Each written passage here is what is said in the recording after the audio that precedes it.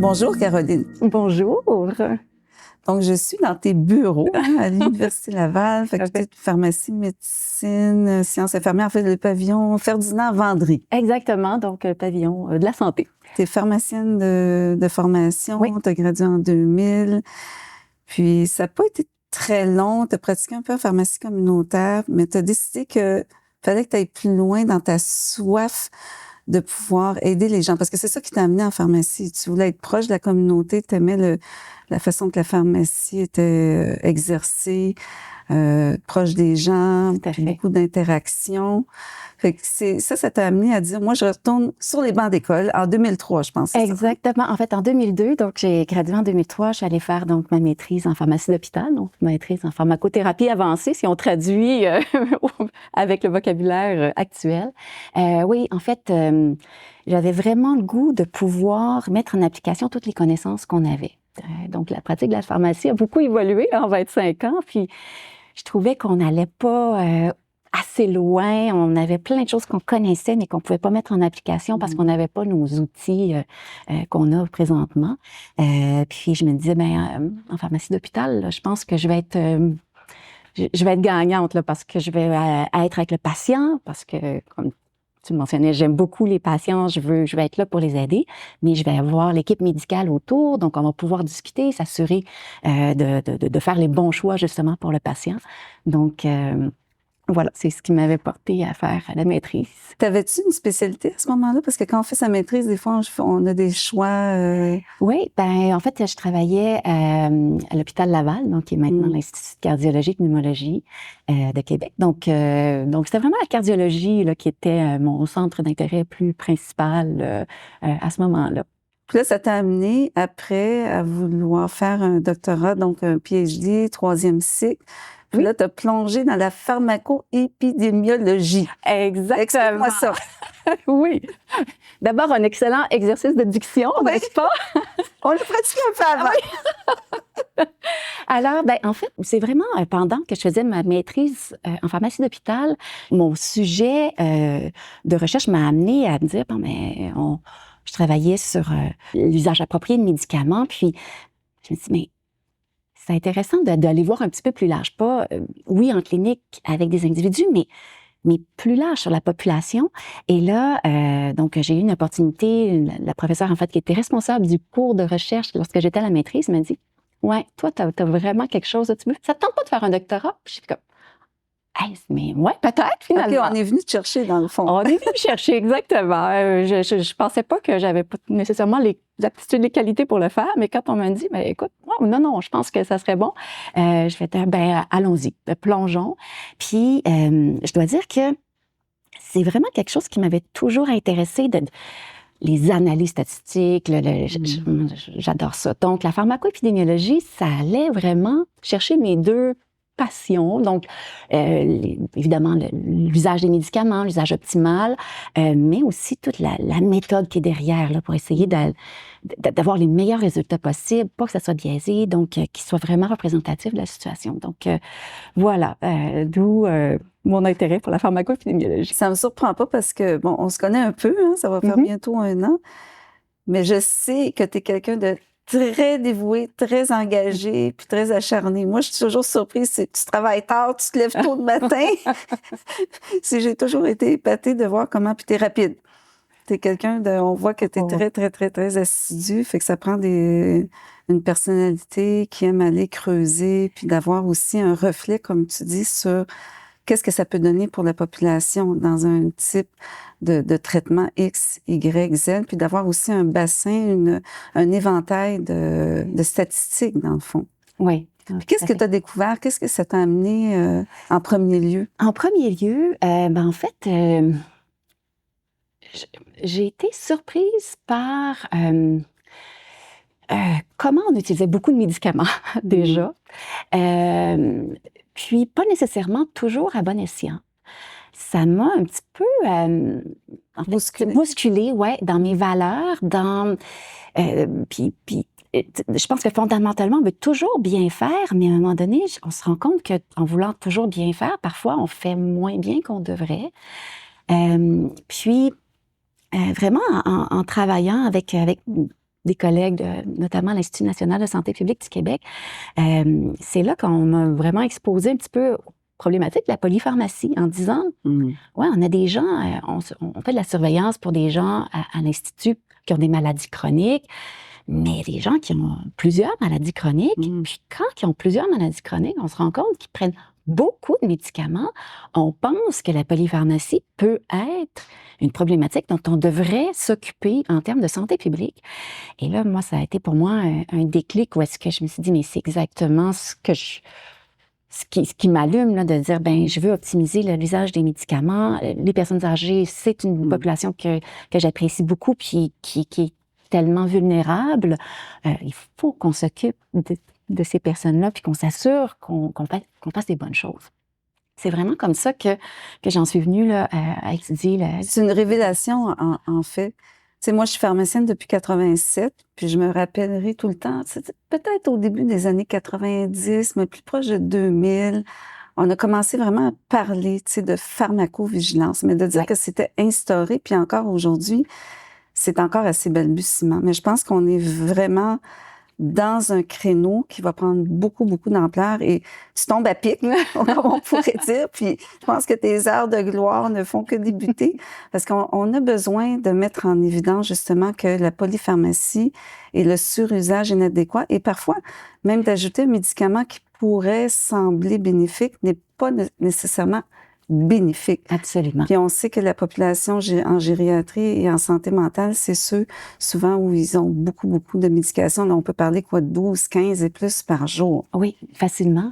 Puis malheureusement, on n'a pas de données probantes quand on a autant de médicaments, même si on veut bien faire, puis on dit, ah oui, mais tel médicament, dans ces conditions, c'est prouvé, tout ça, mais c'est des conditions très limité pour une ou deux maladies, mais là, la personne qui cumule plusieurs maladies, tous ces médicaments-là, on n'a pas de données probantes. Donc, même si on veut bien faire, parfois, justement, on fait moins bien parce qu'il y a des interactions, il y a des effets secondaires, il y a un fardeau anticholinergique, il y a tous ces éléments-là qui s'accumulent.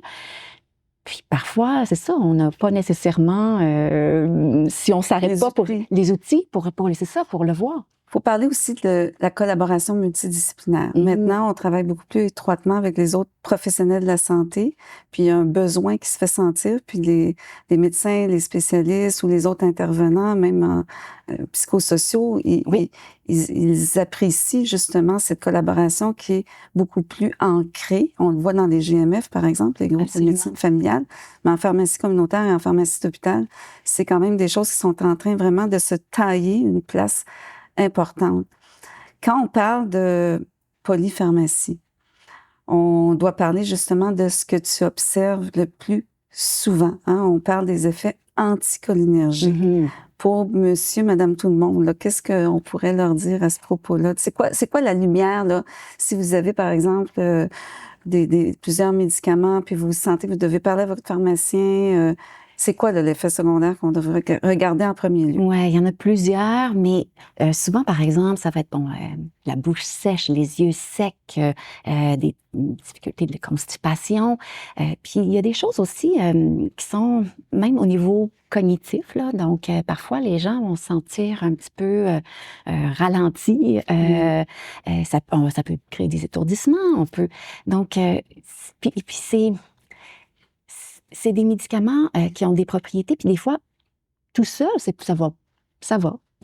Mais c'est quand on les accumule, là, là, ça peut être problématique. Puis, parfois, c'est ça, on se méfie pas parce que si on regarde rapidement la liste des médicaments, on va dire, ben non, il n'y a pas rien qui semble problématique. Mais si on a, on a 3, 4 médicaments, ben là, peut-être que là, ça peut faire un effet. Fait que, en fait, on peut vraiment demander à son pharmacien de peut-être prendre rendez-vous, regarder ça avec lui, voir est-ce que ça pourrait être quelque chose.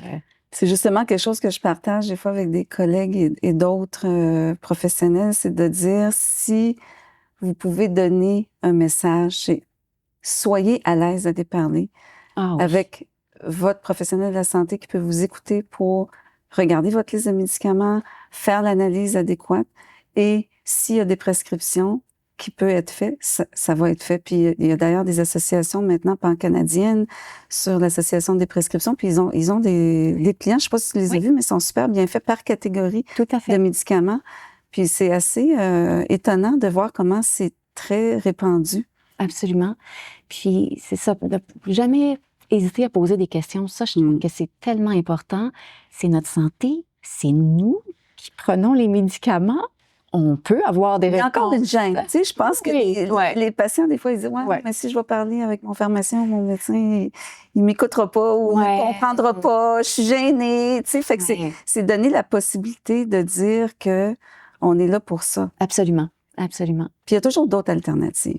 Oui, absolument. Puis, en fait, dans cette même veine-là aussi, de ne pas hésiter à poser des questions si on se sent pas bien, parce que, en fait, surtout, par exemple, on commence un nouveau médicament ou tout ça, puis on fait, ça pourrait-tu être un médicament qui me cause ça? De toujours poser la question, parce que plus souvent qu'autrement, en fait, on pourra effectivement trouver un coupable parmi les médicaments, puis pas prendre pour acquis parce qu'on vieillit, par exemple. « c'est normal que je sois fatiguée. C'est normal que je me sente étourdie. » Ben non, peut-être pas nécessairement. Donc, on peut poser des questions pour voir si ce ne serait pas les médicaments. Oui, puis il y a d'autres choses maintenant qui se greffent à ça. Hein. Tu sais, il y a la supplémentation, les saines habitudes de vie. Tu sais, dans nos standards de pratique, on doit parler, tu sais, de l'alimentation, de l'exercice physique, tu sais, d'avoir des dossiers complets qu'on peut partager avec nos collègues pour dire, mais si cette personne-là a un surpoids, qu'est-ce qu'on fait? Tu sais, il y a vraiment un maillage qui est en train de se faire au niveau de comment on prend en charge un patient, puis qu'on peut l'amener à améliorer sa santé et être aussi de tendre vers la prévention, parce qu'on sait qu'ultimement, c'est ça qu'on veut. Hein? Absolument. On en a des chefs de file au Québec qui parlent de prévention depuis longtemps, puis on sait que tous les bénéfices que ça peut amener. Mais si on revient à la médication, hein, tu as des collègues à l'Université de Montréal, à travers le monde maintenant, hein, c'est vraiment ancré dans les universités qu'on parle de pharmacovigilance et de déprescription. On sait que Cara Tannenbaum aussi qui a reçu des prix pour ça. Puis tu mentionnais juste avant qu'on débute l'entrevue que c'est Emily McDonald qui l'a remplacé. Donc, c'est vraiment un créneau sur lequel on veut vraiment percer et continuer. Absolument. On est très bien formé pour prescrire. Mais à un moment donné, il faut aussi penser à déprescrire. Puis, donc, on veut vraiment que les gens aient des bases pour le faire. C'est un domaine en pleine ébullition, la déprescription. Donc, on commence à avoir des données probantes, on commence à avoir des études de fait. Mais la base est vraiment d'avoir des décisions partagées avec la personne, puis voir c'est quoi nos objectifs de traitement, dans quelles circonstances on peut arrêter, c'est quoi les risques et les bénéfices de chacun des traitements.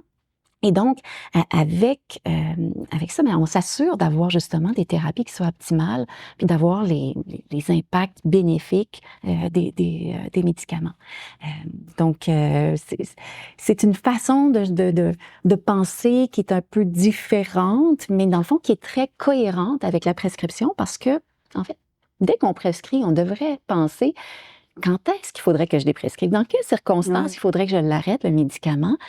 Je sais pas, tu as probablement vu ça passer aussi, là, mais comme pharmacienne, tu as des prescriptions à vie, là, puis là, tu te dis, Mais en fait, c'est ça, c'est qu'on est en train de changer comment on perçoit une prescription. Puis là, il y a de plus en plus de professionnels de la santé qui peuvent prescrire, les médecins, les spécialistes, naturellement, mais aussi les infirmières, EPS, puis les pharmaciens. Fait que là, ça crée toute une population professionnelle, c'est ça, qui peuvent amener à des prescriptions. Puis la première chose qu'on doit se dire, est-ce que c'est un besoin à vie ou c'est temporaire? Des fois, c'est un besoin temporaire pour amener la personne à une certaine stabilité et l'amener, comme je parlais avec un collègue récemment, tu sais, comme quelqu'un qui a un grand surpoids, mais peut-être avoir un médicament d'LGP1, ça va l'aider pour le médicament diabétique qui fait maigrir, pour l'amener à un meilleur bien-être dans son corps puis à se prendre en main par après. Tu sais, c'est pas quelque chose qui va être à long terme, mais c'est dans toutes les sphères. Tu sais, on regarde, par exemple, si on prend la population, les personnes âgées.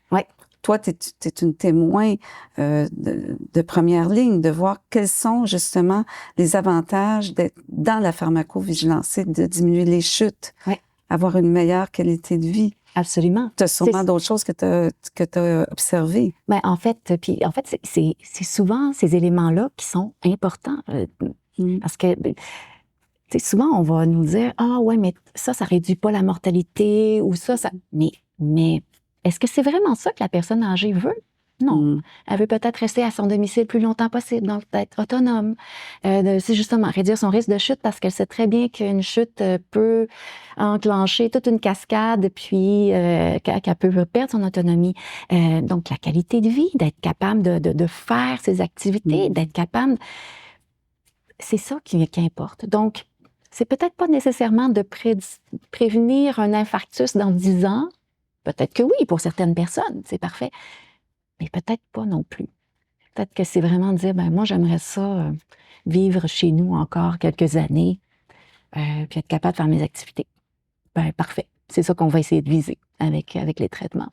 Donc, c'est un meilleur dialogue aussi avec l'individu sur ce qu'elle désire. Absolument. Puis il faut que ça soit orienté vers ça, parce que sinon, il va y avoir une disparité entre ce que le prescripteur veut, puis la personne veut. Puis là, puis des médicaments de prévention peut-être qui peuvent entraîner des effets secondaires, qui entraînent des coûts. Puis on parle pas non plus au niveau de la société, ce que ça entraîne comme coût, puis comme impact même environnemental. S'il y a des médicaments qu'on n'a pas besoin d'utiliser. Oui, parce qu'il y a beaucoup de gaspillage. Hein? Ah, il y a du gaspillage, puis tout médicament ingéré va être libéré dans l'environnement aussi. Donc, est-ce qu'on est capable de soutenir ça juste sans se poser de questions? C'est revenir à un équilibre plus écologique. Puis, tu sais, on sait maintenant qu'avec certaines recherches, on pense à la médecine fonctionnelle. Tu sais, il y a des avenues qui peuvent être prises avant la médication. Puis, j'arrive de Paris cet automne où maintenant on a instauré les approches non médicamenteuses, qui s'appellent non pharmacologiques. Et c'est aussi d'intégrer dans la charge pour un patient d'avoir des intervenants qui ne soient pas nécessairement des professionnels de la santé, qui soient des gens qui soient aptes à dialoguer. Tu sais, on parle de l'environnement, hein, dans les Blue Zones, on en a parlé beaucoup, puis on sait que ça a un effet placebo. Hein. Ben, tout est un effet placebo. En soi. Oui, tout à fait. On ne veut pas avoir l'effet placebo, par exemple. Fait que c'est de dire qu'est-ce qu'on peut faire un peu, tu sais, beaucoup, pour avoir une approche qui soit complète et globale dans l'individu. Parce que c'est ça, la santé intégrative. Tu vas participer là, bientôt là, au sommet de la santé intégrative là, dans quelques semaines. Exact. Puis c'est ça, on oublie souvent que, ben c'est ça, l'humain, c'est un être complexe. Il n'y a pas que les aspects biologiques, biochimiques de l'humain, là. Puis c'est tout en interaction. Et on voit souvent, on a souvent vu le médicament comme la réponse aisée, facile, puis concluante à plein de choses, mais ce n'est pas le cas, là. Donc, à part peut-être pour les antibiotiques, où est-ce qu'on fait comme, ben oui, OK, on traite, puis oui, la bactérie va être susceptible ou pas, sensible ou pas, donc, mais autrement, nos résultats d'études cliniques, en fait, on est toujours dans des moyennes. Il y a des individus qui vont bien répondre, d'autres qui répondront pas. Ça ne veut pas dire que parce qu'un médicament est sur le marché que nécessairement, on va tirer les avantages comme la moyenne des gens non plus. Donc, être moins pharmacocentré et moins interventionniste. Oui. Puis de regarder ailleurs. Exactement. Et puis, il y a plein de solutions parfois qui ne sont pas les médicaments. Donc, il faut qu'on soit un petit peu aussi conscient comme pharmacien. Puis, je pense qu'on l'est généralement que, c'est ça. On a nos limites aussi avec les médicaments. En fait, on dit que la pharmacie communautaire, c'est un lieu idéal pour ça. J'en parlais à un moment donné avec Jean-Pierre Després, que tu connais. Parce qu'on est une ressource facilement accessible, on est des professionnels de la santé de première ligne, donc on peut renseigner les gens sur des autres possibilités. Puis moi, je crois fondamentalement que c'est quelque chose qui va se développer assez rapidement en pharmacie communautaire pour pouvoir donner aux individus, aux clients, aux patients d'autres ressources autres que sur la médication ou des interventions possibles. Ça peut être, par exemple, d'aller voir un massothérapeute, un chiro, un ostéopathe, d'avoir même l'aromathérapie. J'étais très surprise en Europe et c'est même utilisé dans certains hôpitaux. L'hypnose aussi qui fait beaucoup d'avancées. Je ne sais pas si tu en as entendu parler. Là. Je suis pas une experte du domaine, là, mais c'est certain que c'est appelé aussi à prendre plus de place parce que les gens vont s'ouvrir à plein de choses. Puis, ce qui va être intéressant, c'est d'avoir un peu de données probantes aussi. Éventuellement, il va y avoir des études qui vont vous permettre de voir un petit peu quelle est la place de ces thérapies-là. Puis on est tous différents. Je pense qu'il y a certaines choses pour lesquelles il va y avoir des bonnes réponses pour certains patients, puis pour d'autres, non. Donc, je pense qu'il faut être ouvert. Moi, ce que je souhaite, c'est que ce soit équitable et que ce soit pour tous. Oui, absolument. C'est ça aussi qu'il faut tendre, que ce ne soit pas juste réservé à des gens qui ont les moyens financiers. Donc, c'est toute une autre approche. Tout à fait. Nos systèmes, c'est long, ça prend du temps. Oui, puis ça, c'est un bon point. Puis ne serait-ce que, par exemple, au niveau de la psychologie, on sait très bien que nos traitements pharmacologiques dans plein de manifestations maladies mentales, ont leur efficacité, mais pas seul. Puis parfois, c'est le non pharmacologique qui est encore meilleur, mais comme c'est remboursé, souvent c'est la première alternative qui est offerte. Donc, effectivement, si on avait un système de santé qui parfois est un petit peu plus large, là, ça aiderait. On y arrive. Oui, il faut garder espoir. Tes recherches actuellement, Carole, portent sur quoi exactement? On est toujours avec l'Institut national de santé publique du Québec en train de faire des portraits de la surveillance de la polypharmacie, des médicaments potentiellement inappropriés. Donc, on le fait notamment chez nos personnes âgées, mais on commence à regarder un petit peu aussi là, dans d'autres populations. On a regardé, par exemple, chez les enfants. Donc, on continue à travailler un peu là-dessus. Donc, les enfants, un peu comme l'usage excessif des psychostimulants? Oui, c'est ça. Dans le fond, nous, on est encore un peu dans les portraits de polypharmacie, voir est-ce que c'est une problématique chez les enfants. Donc, un peu le portrait de la consommation. Autant les enfants que les adolescents, c'est pratiquement le double le pourcentage d'ordonnances, autant au niveau de tous les psychotropes, antidépresseurs, psychostimulants, c'est quand même très affolant. Oui, inquiétant. Oui, on est une province particulièrement où est-ce qu'il se prend beaucoup de médicaments. Donc, c'est de voir dans quelle mesure est-ce que c'est approprié ou pas.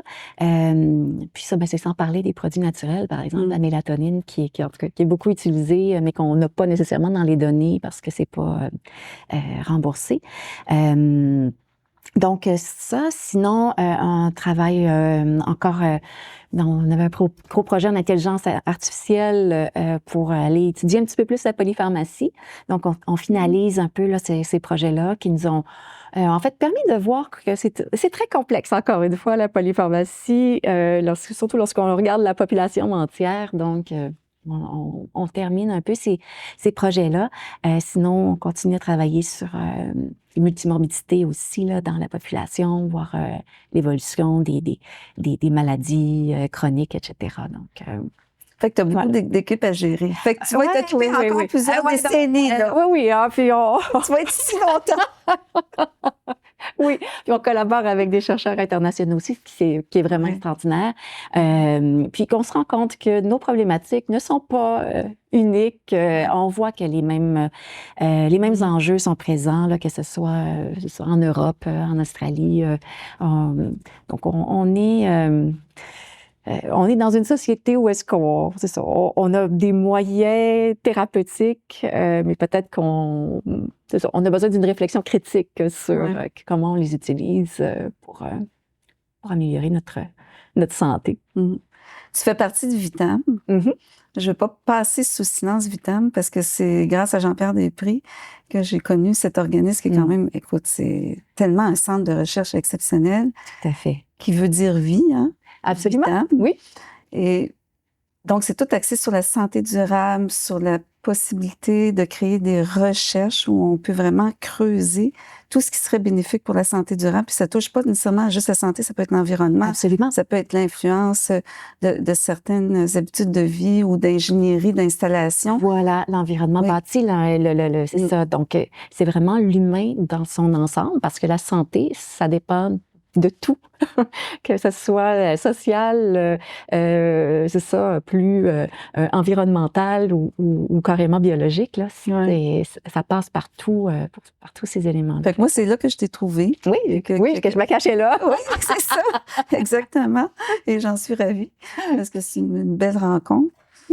Pour terminer, là, bientôt, dans quelques semaines, hein, je l'ai dit tantôt, tu vas présenter au Congrès de la santé intégrative, hein, qui est le grand mouvement dont je fais partie depuis le début, qui est organisé par Jean-Christophe Poirier puis Pierre-Olivier Pinard. Ben, tu vas vite, là, peux-tu vendre la mèche? Tu vas parler de quoi exactement, Caroline? Ah, ben en fait, ça ne vendra pas beaucoup la mèche. Je parle, en fait, de la polypharmacie, voir un petit peu qu'est-ce qu'on entend par polypharmacie, puis c'est quoi les conséquences d'utiliser beaucoup de médicaments, donc dans cet aspect-là.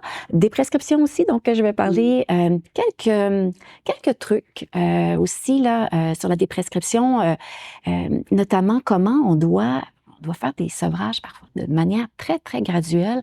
Parler de santé mentale, donc surtout lorsqu'on arrive en santé mentale, des fois,